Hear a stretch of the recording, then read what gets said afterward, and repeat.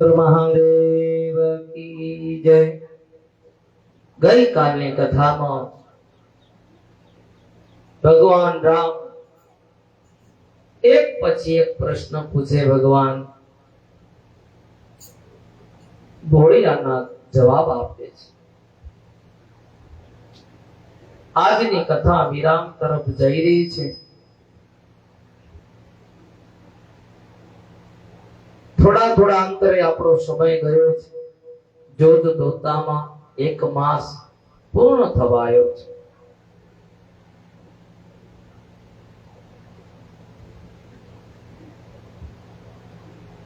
આપણને એમ હશે કે ક્યારે આ માસ થશે, કઈ રીતે? આવો પવિત્ર માસ ભગવાન ભોળિયાનાથની કથામાં જોત જોતામાં દિવસો બધા વ્યા ગયા।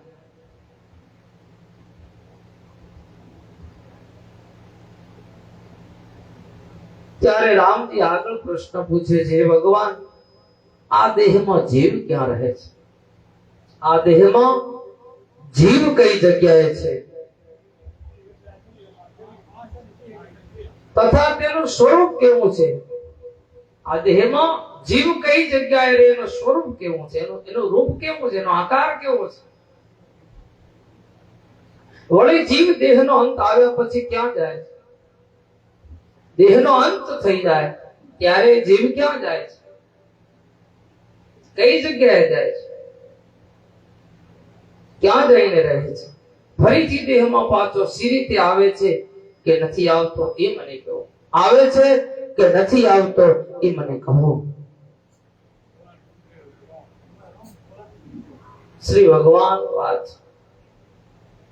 ભગવાન કહે છે, એ મહાભાગ ભોળિયાનાથ કહે છે, તે ઘણું સારું પૂછ્યું છે, મને પૂછ્યું છે ઘણું સારું।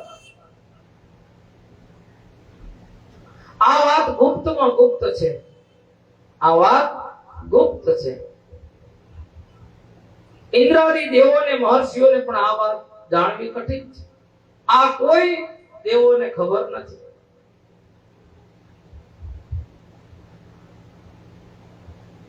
હે રઘુનંદન, મારે પણ બીજાને કહેવું છે। મારે બીજાને કહેવું જોઈએ નહીં, પણ તારી ભક્તિ ઉપર હું પ્રસન્ન થયો છું। ભોળાનાથ કહે છે કે આ કહી ન શકું, પણ તારી ભક્તિના લીધે હું અતિ પ્રસન્ન થયો છું। હું તને કહીશ, માટે ધ્યાન રાખીને સાંભળ। હું સત્ય અને જ્ઞાન સ્વરૂપ છું, અનંત છું, પરમ આનંદ મારો દેહ છે। પરમ આનંદ જેને કહેવાય એ મારો દેહ છે। પરમાત્મા પરમ જ્યોતિ અવ્યક્ત વ્યક્ત મહદાદિક મહદાદિક તેનું કારણ છું। હું નિત્ય વિશુદ્ધ અને સર્વના આત્મા રૂપ નિર્લેપ અને નિરંજન છું। હું સર્વ પ્રકારના ધર્મ થકી રહિત છું અને મનથી મારું ગ્રહણ થઈ શકે એમ નથી। કોઈ જો મનથી જાણવા માંગે તો માની શકે એમ નથી, કોઈને ઉતરે એમ નથી। આ તો ગહન ગતિ છે। આ સમજવું બહુ કઠિન છે। મને કોઈ ઇન્દ્રિય ગ્રહણ કરી શકતી નથી, મને કોઈ ઇન્દ્રિય ગ્રહણ કરી શકતી નથી। હું સંપૂર્ણપણે ગ્રહણ કરવા વાળો છું। હું સર્વ લોકોનો જાણનારો છું, પણ મને જાણનારો કોઈ નથી। હું આખા લોકને જાણું છું, અને મને જાણવા વાળો કોઈ આ છે નહીં બીજો। સંપૂર્ણ ગ્રહણ કરવા વાળો છું। હું વિકાર અને પરિણામ વિનાનો છું। મારામાં વિકાર નથી અને પરિણામે કઈ આવતું નથી। મનથી જે જાણી શકતો નથી, વાણીથી વર્ણવી શકાતો નથી। મનથી જાણી શકાતો નથી અને વાણીથી અને શબ્દથી કેવું તો કહી શકાય એમ નથી। એવા આનંદ બ્રહ્મરૂપ જાણી પુરુષ કોઈ ભય પામતો નથી। આનંદ બ્રહ્મ આનંદ રૂપ જે પુરુષ સર્વભૂતોને મારો દેહ સર્વભૂતો મને જુએ છે તેને પસ્તાવું પડતું નથી. જે મને જુએ છે એને પસ્તાવું પડતું નથી. સર્વભૂતો એટલે બધી જગ્યાએ મને જુએ છે. ઝાડ છે તો એમાં ભગવાન છે, ભૂમિ છે તો ભગવાન છે, આકાશ છે તો ભગવાન છે, પવન આવે તો ભગવાન છે, વરસાદ આવે તો ભગવાન છે, વાવાઝોડું આવે તો ભગવાન છે, ગરમી પડે તો ભગવાન છે, ઠંડી પડે તો ભગવાન છે. બસ સર્વભૂતો બધામાં જેને મારું દર્શન થાય એ આત્મા જ છે. એમ પુરુષ જાણે છે. એ રીતે એક પણ તેને પ્રતીત થાય છે. ત્યારે તેને શોક મોહ થતો નથી, પરંતુ સંપૂર્ણમાં વર્તમાન છે. સૂક્ષ્મદર્શી શ્રવણ મનન નિધિ ધ્યાન સાધના કરવા વાળા પુરુષો અગ્ર બુદ્ધિથી દેખે, બીજા મનુષ્યો તેને દેખતા નથી. અમુક સાધના કરવા વાળા માણસો બુદ્ધિથી દેખે છે, અમુક મનુષ્યો તેને નથી દેખી શકતા. અનાદિ માયાથી યુક્ત નિર્વિકાર અવિનાશી એક હું નામ રૂપ રહિત બ્રહ્મ જગતનો કરતા પરમેશ્વર છું. જે પ્રકારે અવિદ્યાને સાક્ષીભૂત જ્ઞાન પર સપનામાં ત્રિલોકની કલ્પના કરવામાં આવે છે, તેવા જ પ્રકારે મારામાં બધું જગતની ઉત્પત્તિ અને લય થાય છે. આ જગતમાં ઉત્પત્તિ થાય અને પાછું લય થઈ જાય છે.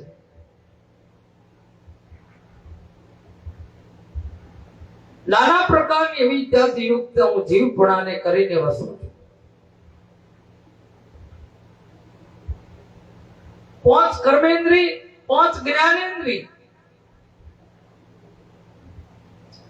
પાંચ કર્મેન્દ્રિય, પાંચ જ્ઞાનેન્દ્રિય અને મન બુદ્ધિ ને ચિત્ત અહંકાર, આ ચાર અંતઃકરણ, પાંચ પ્રાણાદિ એકઠા થઈ લિંગ શરીર બને છે. આ શરીર લિંગ રૂપે બને છે. આ શરીર એક લિંગ જ છે. આ લિંગ શરીરમાં અવિદ્યાયુક્ત આ ચૈતન્યનું પ્રતિબિંબ પડે, જેને વ્યવહારમાં જીવ, ક્ષેત્રજ્ઞ અને પુરુષ કહે છે. વ્યવહારમાં જીવ કહે છે. બધા આ પાંચ કર્મેન્દ્રિય, પાંચ જ્ઞાનેન્દ્રિય, મન બુદ્ધિ ચિત્ત અને અહંકાર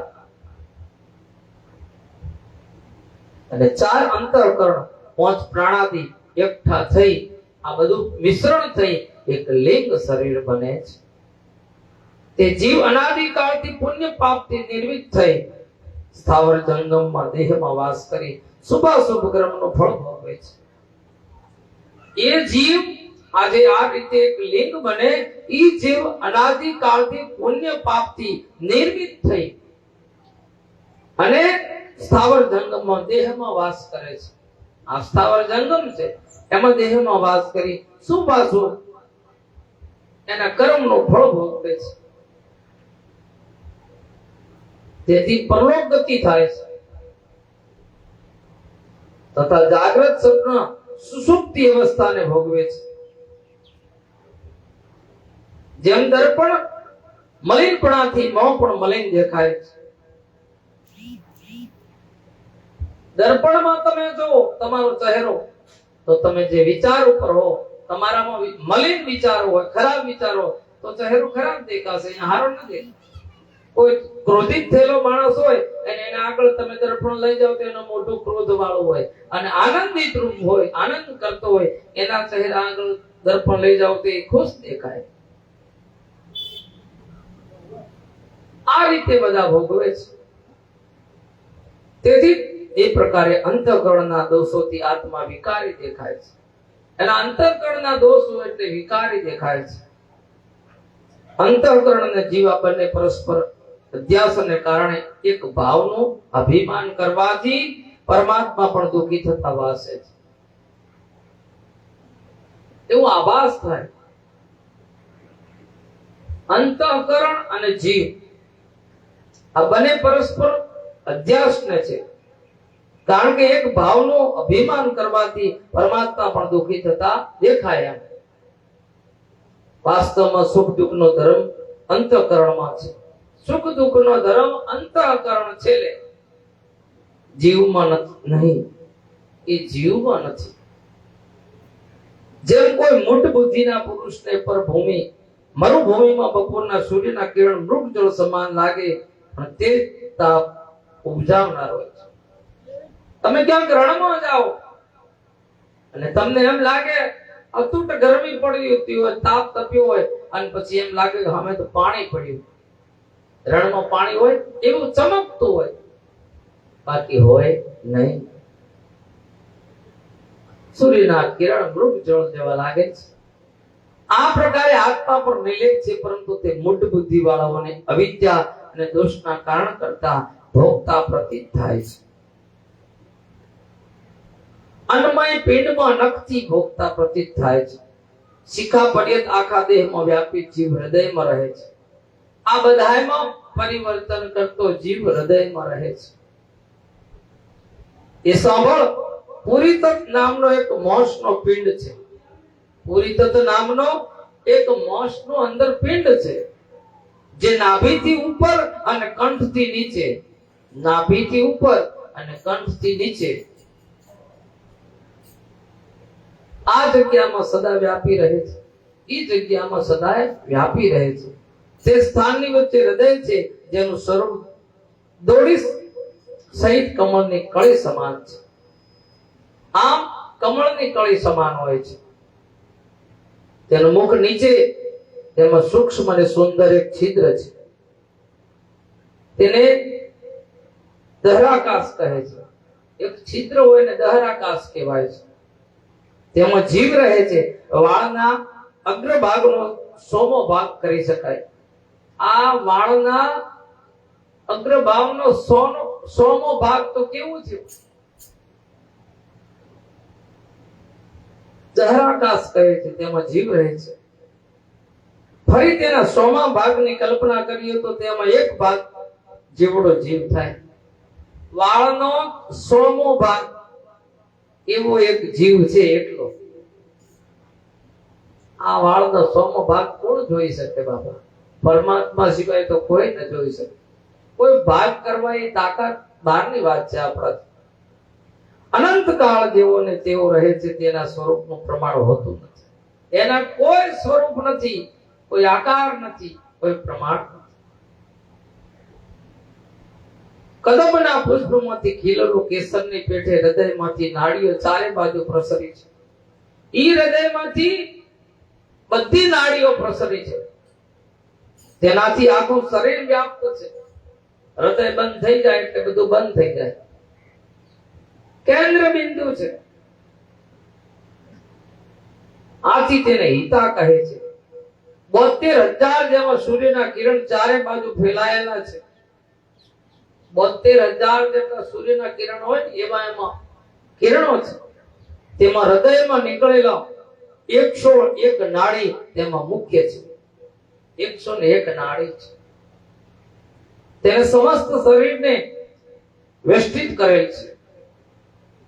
પ્રત્યેક ઇન્દ્રિયોમાં 10 નાડીઓ છે. એક ઇન્દ્રિયમાં 10 નાડી.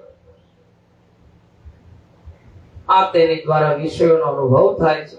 આ નાડી સુખ દુઃખ જાગ્રત સપનાદી સાક્ષાતનું કારણ છે. જાગૃત અવસ્થા અને સપના અવસ્થા એ આ બધું નાડીઓમાં જ સુખ દુઃખ સાક્ષાતનું કારણ થાય છે.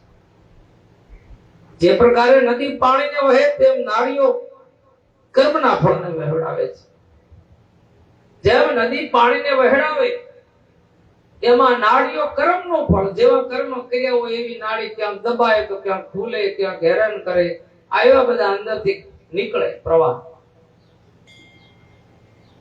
એક નાડી અંતરહિત મુદ્દે પર્યત વેગે કરીને ઊંચે ગયેલી છે. તેને સૂક્ષ્મા કહે છે. સૂક્ષ્મણા નાડી. તે નાડીને માર્ગે જતા મુક્તિ થાય છે. સૂક્ષ્મણા નાડીએથી જે નીકળે એને મુક્તિ મળે છે. ત્યાં રહેલા ચૈતન્યને જ્ઞાનીઓ જીવાત્મા કહે છે. એને જ્ઞાનીઓ માણસ જીવાત્મા કહે છે. જે પ્રકારથી રાહુ અદ્રશ્ય રહી પણ ચંદ્ર મંડળમાં દેખે છે, તે જ પ્રકારે સર્વત્ર રહેવા વાળા આત્મા લિંગ દેહમાં પ્રતીત થાય છે.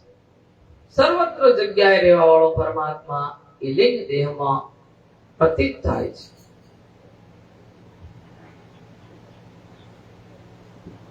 જો કે પૂર્ણ અને નિશ્ચલ પરંતુ જાગૃત અવસ્થામાં ઘટાદી પદાર્થોના ચૈતન્ય પ્રતિબિંબ યુક્ત હોવાથી અંતઃકરણ વૃત્તિથી વ્યાપિત થઈ ચંચળતા ભર્યો દેખાય છે. પોતે કરેલા જે કર્મો અનુસાર જાગૃત આદિ અવસ્થામાં સુખ દુઃખનો સાક્ષાત્કાર જીવ કરતો રહે છે. પોતે કરેલા જે કર્મ છે જાગૃત અવસ્થામાં એ સુખ દુઃખનો સાક્ષાત્કાર જીવ કરતો રહે છે. સંપૂર્ણ વૃત્તિ લિંગ શરીરથી ઉઠી જ્યાં સુધી મોક્ષ ન થાય ત્યાં સુધી લિંગ શરીરનો નાશ થતો નથી. જે સમય જ્ઞાન દ્વારા જીવ અને બ્રહ્મના ભેદ મટી જાય અવિદ્યા સહિત આ લિંગ શરીરનો નાશ થઈ જશે. જ્યારે તમને જ્ઞાન થઈ જાય ભેદ જણાઈ જાય ત્યારે ફરી પછી અવતાર લેવો પડતો નથી. અહમ બ્રહ્માસ્મિ આ સ્વરૂપમાં સ્થિર થવાથી મુક્ત થવાય છે. અહમ બ્રહ્માસ્મિ હું પોતે અંદર પરમાત્મા છે. દરેકમાં સર્વભૂતો જે પ્રકારે કુંભારે ઘડો ઉપજાયો હોય, કુંભાર ઘડો બનાવે એટલે તે ઘટકાશપણાને પામે છે. ઘડો બનાવે એટલે ઘટાકાશપણાને પામે. ઘડો નાશ થવાથી જેમને તે આકાશ પોતાના સ્વરૂપે કરી રહે છે નાશ પામી જાય તો પછી એને આકાશ જ દેખાય સીધે સીધો. તેમ લિંગ શરીર ઉપજવાની સાથે જીવ ઉત્પન્ન થાય છે. શરીર ઉપજે એની સાથે જીવ ઉપજે છે, ઉત્પન્ન થાય પછી.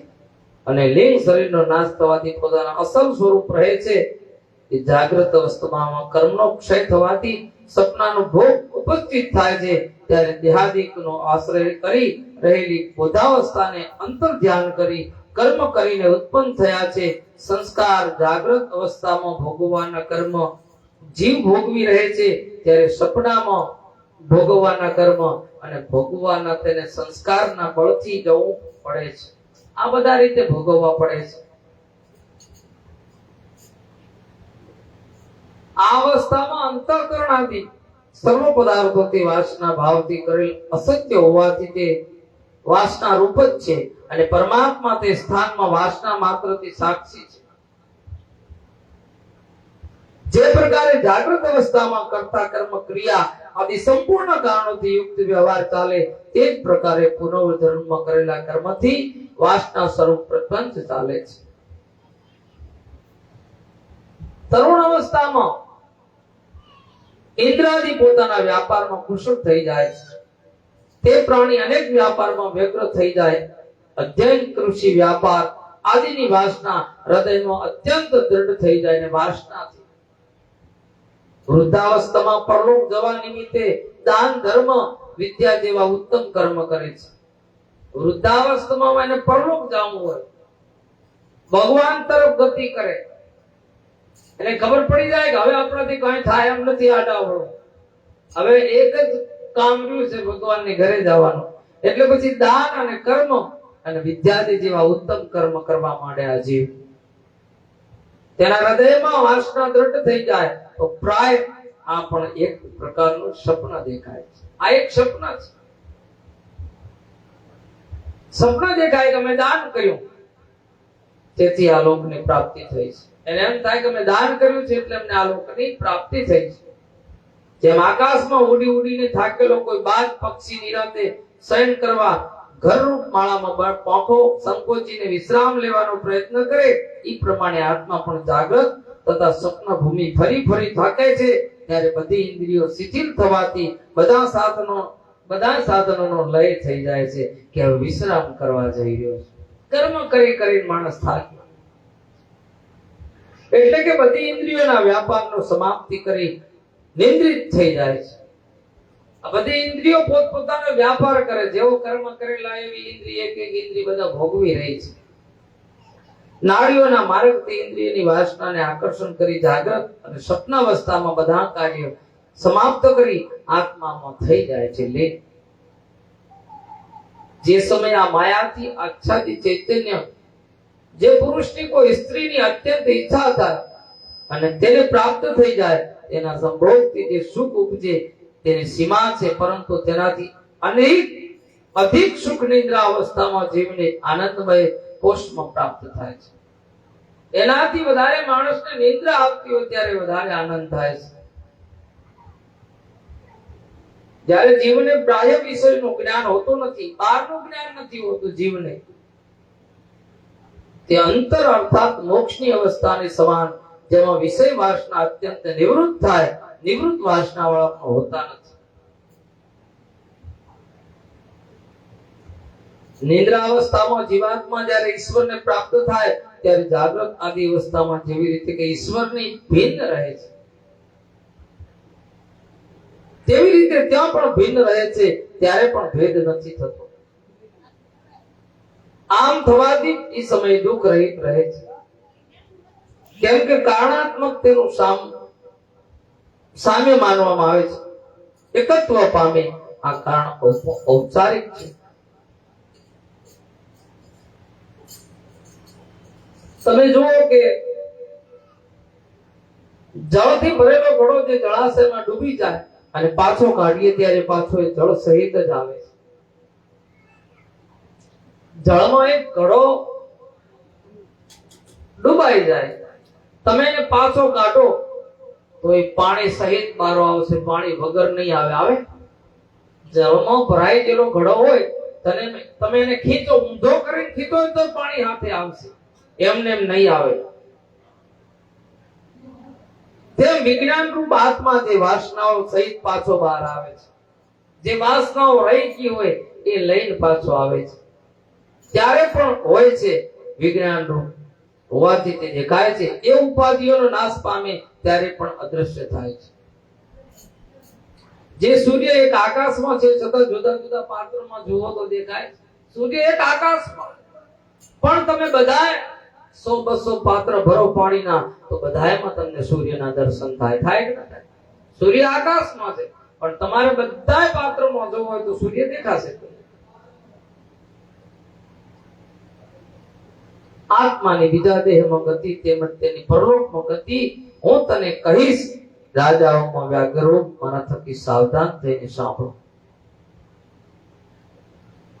આ લોકમાં ખાવામાં તથા પીવામાં આવે તેના રસથી સ્થૂળ દેહમાં આમનું બંધન થાય અને તેથી લિંગ દેહનો જીવ અને ધારણ થાય છે. એવું જીવન ધારણ થાય છે.